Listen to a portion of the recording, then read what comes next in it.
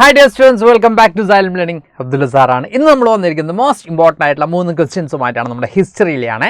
Okay, ruling the countries എന്നുള്ള ചാപ്റ്ററിലെ 3 questions ആണ് നമ്മൾ വന്നിരിക്കുന്നത്. അപ്പോൾ എല്ലാ മക്കളും ഈ ഒരു ക്ലാസ് കംപ്ലീറ്റ് ആയിട്ട് കാണുക. ഈ 3 ക്വസ്റ്റ്യൻസും എവിടെ വന്നാലും മക്കൾക്ക് എന്ത് ചെയ്യാൻ പറ്റണം, ആൻസർ ചെയ്യാൻ പറ്റണം. അപ്പോൾ നമ്മുടെ ഫസ്റ്റ് ക്വസ്റ്റ്യൻ എന്ന് പറയുന്നത് എന്താണ് ബ്ലൂ റെബല്യൻ എന്നുള്ളതാണ്. What was the blue rebellion എന്നുള്ളതാണ്. ഓർ ഇൻഡിഗോ റിവോൾട്ട് എന്താണ് എന്നുള്ളതാണ് നമ്മുടെ ക്വസ്റ്റ്യൻ. അപ്പോൾ ഇവിടെ നമുക്ക് കൊടുക്കാം. ഈ ഒരു റെബല്യൻ കണ്ടക്ട് ചെയ്യപ്പെട്ടിട്ടുള്ളത് 1859 ബംഗാളിലാണ് എന്തിട്ടുണ്ടായിരുന്നത് ഈ ഒരു മൂവ്മെന്റ് ഉണ്ടായിരുന്നത്. തൗസൻഡ്സ് ഓഫ് റൈറ്റ്സ് എന്ത് ചെയ്തിട്ടുണ്ട്, ഇൻഡിഗോ ഗ്രോ ചെയ്യാൻ റിഫ്യൂസ് ചെയ്യുന്നുണ്ട്. They were not willing to cultivate indigo എന്ന് നമുക്ക് കാണാൻ പറ്റും. ഇനി ഇതിൻ്റെ ഒരു കീ ആക്ഷൻസ് ഒക്കെ നോക്കുകയാണെങ്കിൽ നമുക്ക് കാണാൻ പറ്റും. പ്ലാന്റേഴ്സിന് അവർ എന്ത് കൊടുക്കാൻ വില്ലിംഗ് ആയില്ല, റെന്റ് കൊടുക്കാൻ വില്ലിംഗ് ആയില്ല. ദെൻ ഈ പറയുന്ന ഇൻഡിഗോ ഫാക്ടറീസ് ഒക്കെ അവരെന്ത് ചെയ്തു, അറ്റാക്ക് ചെയ്തതിനു വേണ്ടി സോട്ട്സ്, സ്പിയേഴ്സ്, ബോസ്, ആരോസ് പോലെയുള്ള വെപ്പൺസ് ആയിരുന്നു അവർ യൂസ് ചെയ്തിരുന്നത്. ഇത്ര എഴുതിയാൽ നിങ്ങൾക്കൊരു 4 മാർക്കിൻ്റെ ക്വസ്റ്റിന് എത്രയും എഴുതിയാൽ മതിയോ എന്ന് നമുക്ക് കൺഫ്യൂസ്ഡ് ആയിരിക്കും, പോരാ. അതുപോലെ തന്നെ women join the fight with വിമൻസും എന്ത് ചെയ്തിട്ടുണ്ട് ഈ ഒരു മൂവ്മെന്റിന്റെ ഭാഗമായിട്ടുണ്ട്. എങ്ങനെയാണ് സ്പോർട്സ്, പാൻസ്, കിച്ചൺ ഇംപ്ലിമെന്റ്സ് ഒക്കെ യൂസ് ചെയ്തുകൊണ്ടാണ് വിമൻസും എന്ത് ചെയ്തിട്ടുള്ളത് ഈ ഒരു മൂവ്മെന്റിൽ പാർട്ടിസിപ്പേറ്റ് ചെയ്തിട്ടുള്ളത് നമുക്ക് കാണാൻ പറ്റും. Then social boycott of those who worked for പ്ലാന്റേഴ്സിന് വേണ്ടി ആരാണോ വർക്ക് ചെയ്യുന്നത് അവരെ സോഷ്യലി ബോയ്ക്കോട്ട് ചെയ്യുക, അവരോട് ഒരു തരത്തിലും കോപ്പറേറ്റ് ചെയ്യാതിരിക്കുക എന്നും കൂടി ആര് ഡിസൈഡ് ചെയ്തു, നമ്മുടെ ഇൻഡിഗോ ഫാമേഴ്സ് ഡിസൈഡ് ചെയ്തു.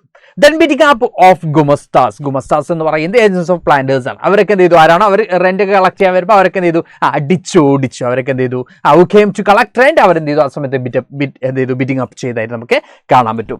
അതുപോലെ തന്നെ അവർ സോ ചെയ്തു, എന്ത് ചെയ്യില്ല, no longer take advance to sow indigo collect എന്ത് ചെയ്യുക, കൾട്ടിവേറ്റ് ചെയ്യാൻ ഞങ്ങൾ എന്ത് ചെയ്യില്ല, ഇനി മുതൽ അഡ്വാൻസ് കളക്ട് ചെയ്യില്ല. അതുപോലെ തന്നെ പ്ലാന്റേഴ്സിന് എന്താ പറയുക, ഈ പറയുന്ന പോലെ തന്നെ no longer to be bled by planters, ഈ പറയുന്ന പോലെ തന്നെ ലദ്യാൾസ്, അങ്ങനെയൊക്കെ ആര് സോൾവ് ചെയ്തു, ഈ പറയുന്ന ഇൻഡിഗോ ഫാമേഴ്സ് സോൾവ് ചെയ്തു. ഇത്രയും കാര്യങ്ങളാണ് ഇൻഡിഗോ റിവോർട്ടിനെ കുറിച്ച് ചോദിച്ചാൽ നിങ്ങൾ എന്ത് ചെയ്യേണ്ടത്, അവിടെ ആൻസർ ആയിട്ട് കൊടുക്കേണ്ടത്. അപ്പോൾ ദ ബ്ലൂ റെബല്യൻ എന്നാണ് നമ്മുടെ question. It's also known as IndiGo revolt. Okay, ഇനി നമ്മുടെ നെക്സ്റ്റ് ക്വസ്റ്റ്യൻ എന്താണെന്ന് നോക്കാം. Describe the Munro system. എന്താണ് മുൻറോ സിസ്റ്റം? ഓക്കെ, മക്കൾക്ക് അറിയാൻ പറ്റും. It's system of tax collection, revenue collection സിസ്റ്റമാണ് മുൻറോ സിസ്റ്റം എന്ന് മക്കൾക്ക് അറിയാൻ പറ്റും അല്ലേ. അപ്പോൾ ഈ ഒരു മുൻറോ സിസ്റ്റം നമ്മൾ പറയുന്നുണ്ട് ryotwari system. It's also known as ryotwari system എന്ന് നമുക്ക് കാണാൻ പറ്റും. ബിക്കോസ് ഇതിൽ ഫാമേഴ്സിൻ്റെ കയ്യിൽ നിന്നും ഡയറക്റ്റ് ആയിട്ട്, റൈറ്റ്സിൻ്റെ കയ്യിൽ നിന്ന് അല്ലെങ്കിൽ ഫാമേഴ്സിൻ്റെ കയ്യിൽ നിന്നും ഡയറക്റ്റ് ആയിട്ടാണ് എന്ത് ചെയ്യുന്നത്, ടാക്സ് കളക്ട് ചെയ്യുന്നത്. അപ്പോൾ നമുക്ക് നോക്കാം. The new system that was devised came to be known as ryotwari or ryotwar. It is tried on a small scale by Captain Alexander Reed, and in some of the areas that were taken over by company after the wars with Tipu Sultan. എന്താ പറയുക, captain Alexander റീഡാണ് ഈ ഒരു system introduce ചെയ്തിട്ടുള്ളത് നമുക്ക് കാണാൻ പറ്റും. Okay, Tipu സുൽത്താനുമായിട്ടുള്ള വാറിന് ശേഷമാണ് ഈ ഒരു സിസ്റ്റം ഇൻട്രൊഡ്യൂസ് ചെയ്തിട്ടുള്ളത് നമുക്ക് കാണാൻ പറ്റും. സബ്സിക്വൻ്റ്ലി ഈ ഒരു സിസ്റ്റം ആര് ഡെവലപ്പ് ചെയ്തു, നമ്മൾ മുൻറോ സിസ്റ്റം എന്നുള്ള പേര് വന്നിട്ടുണ്ട് അല്ലേ. അപ്പോൾ തോമസ് മുൻറോ ആണ് എന്ത് ചെയ്തിട്ടുള്ളത് ഈ ഒരു സിസ്റ്റം കുറച്ചും കൂടി ഡെവലപ്പ് ചെയ്യുന്നത്, എക്സ്പാൻഡ് ചെയ്ത് നമുക്ക് കാണാൻ പറ്റും. അതുപോലെ തന്നെ എന്ത് ചെയ്തിട്ടുണ്ട്, അതിൻ്റെ ഏരിയ സൗത്ത് ഇന്ത്യയിൽ എന്ത് ചെയ്തിട്ടുണ്ട്, പല ഏരിയാസിലേക്കും എന്ത് ചെയ്തു, അതിൻ്റെ ഈ പറയുന്ന ടാക്സ് ഈ ഒരു സിസ്റ്റം ഇൻട്രൊഡ്യൂസ് ചെയ്തു അല്ലെങ്കിൽ എക്സ്പാൻഡ് ചെയ്തായിട്ട് നമുക്ക് കാണാൻ പറ്റും. അപ്പോൾ അതൊരു എക്സ്റ്റെൻഡ് ചെയ്തിട്ടുണ്ട്. ഏതുവരെയാണ്, സൗത്ത് ഇന്ത്യയിൽ പല ഭാഗങ്ങളിലേക്കായിട്ട് എക്സ്റ്റെൻഡ് ചെയ്തിട്ടായിട്ട് നമുക്ക് കാണാൻ പറ്റും. Munro felt that in south there were no traditional zamindars. സൗത്തിൽ എന്തില്ല, അവിടെ ട്രഡീഷണൽ ആയിട്ടുള്ള ജമീന്ദാസ് ഇല്ല.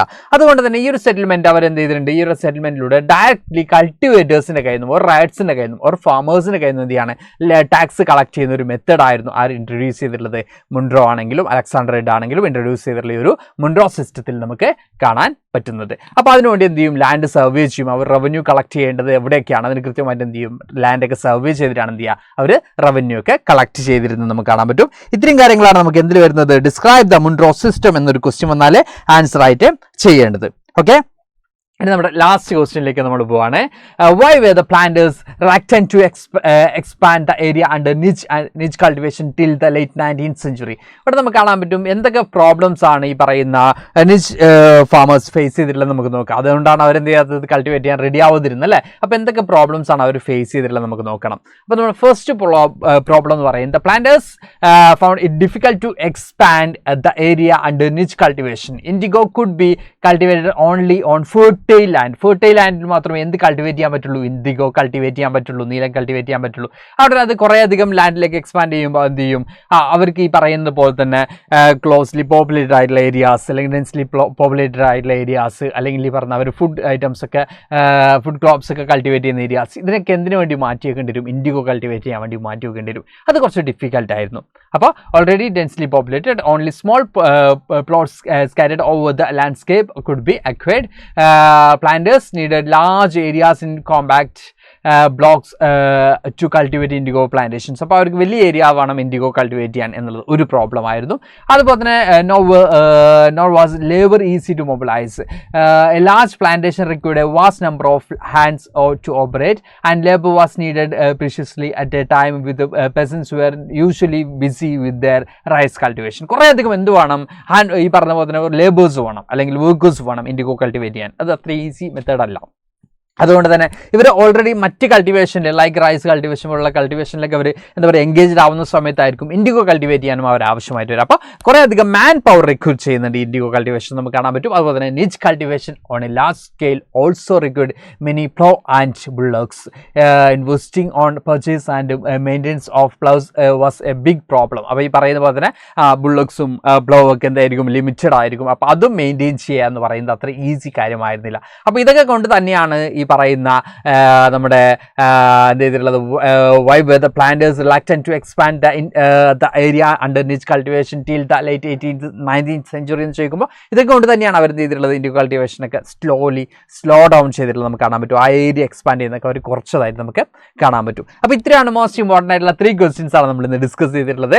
ഓക്കെ, അപ്പോൾ ഇനി എന്തായാലും നമുക്ക് അടുത്ത ക്ലാസ്സുകളിലൊക്കെ വീണ്ടും കാണാം. ക്ലാസ് ഇഷ്ടപ്പെട്ടു, ക്വസ്റ്റ്യൻ ഒക്കെ മനസ്സിലായി, ആൻസേഴ്സ് ഒക്കെ മനസ്സിലായെങ്കിൽ എന്ത് ചെയ്യുക, ഒന്ന് കമൻറ്റ് ബോക്സിലൂടെ മക്കൾ അറിയിക്കുക. വളരെ രസകരമായിട്ടുള്ള ചാപ്റ്റർ ആണിത്. അപ്പോൾ തന്നെ നിച്ച് കൾട്ടിവേഷൻ എന്താണ്, റൈറ്റി കൾട്ടിവേഷൻ എന്താണ് എന്നൊക്കെയുള്ള വീഡിയോസ് ഒക്കെ നമ്മൾ എന്ത് ചെയ്തിട്ടുണ്ട് ഓൾറെഡി ഈ ഒരു ചാനലിൽ തന്നെ അപ്ലോഡ് ചെയ്തിട്ടുണ്ട്. അപ്പോൾ മക്കൾ എല്ലാവരും എന്ത് ചെയ്യുക, അതൊക്കെ കാണാൻ എന്തെങ്കിലും കൺഫ്യൂഷനോ കാര്യങ്ങളുണ്ടെങ്കിൽ. അപ്പോൾ അടുത്ത ക്ലാസ്സിൽ വീണ്ടും കാണാം മക്കളെ. Thank you all, by.